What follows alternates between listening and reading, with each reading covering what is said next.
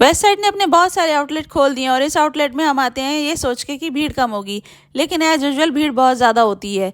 मेरी समझ में नहीं आता कि ये लड़कियां इतनी शॉपिंग करती क्यों हैं और फिर कहती हैं कि मेरे पास पहनने के लिए कुछ नहीं है जब कहीं जाना होता है।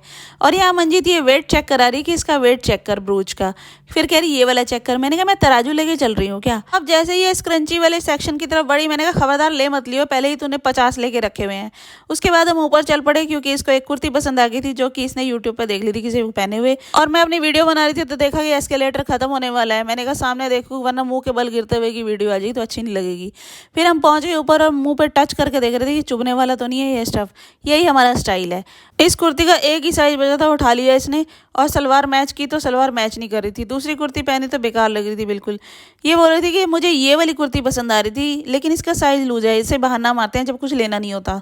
उसके बाद ये नाइट सूट पहन के दिखा रही थी लेकिन इस पर जच नहीं रहे थे। फिर हम पहुंच गए थे दूसरे मॉल में, इलांटे मॉल, और वहाँ पर मैंने ट्राई करके देखा तो मुझे कुछ पसंद नहीं आया। ये ड्रेस पसंद आ रही थी, ऐसे लगा था मैं मोमबत्ती पकड़ूंगी और आत्मा बन जाऊंगी, इतनी लंबी थी मुझे ये। इसको देख के नन पिक्चर की याद आ गई। फिर हम पहुंच गए थे सेक्टर 17 में क्योंकि हमें अपने बैग का पता करना था, और यहाँ पर इसको बैग मिल चुका था, फाड़ी नहीं हुआ था। शुक्र है हमारा बैग ढांपा नहीं गया, लेकिन इन्होंने अपना फर्ज नहीं निभाया। एक कॉल ही कर देते कि आपका बैग सेक्टर 17 में पड़ा हुआ है तो हम वहाँ जाके ले लेते। और फिर मंजीत को लालच दिया उन्होंने कि 60 और 50% की सेल में काफ़ी सारे आर्टिकल रखे हुए हैं, और ये लालच में आ भी गई। और इसने मुझे बोला कि मुझे ये बैग पसंद आ रहा है। मैंने कहा रहने दे बहन, जितने बैग है ना उतने पैसे भी नहीं है तेरे पास। मैंने कहा इतने कमा ले, एक एक गड्डी हर बैग में हो तेरे। और मैं तो डिसअपॉइंट ही हो गई थी कि हमारा फेवरेट गोलगप्पे वाला कहाँ चला गया। अब तक एक ही बंदे के गोलगप्पे तो पसंद आए थे, अब वो भी भाग गया, लेकिन शुक्र है कि मिल गया था। इसकी मोनोपोली है ना, इसलिए ये कहीं भी दुकान लगा लेता है। फिर हमने गोलगप्पे चाबी और आ गए घर।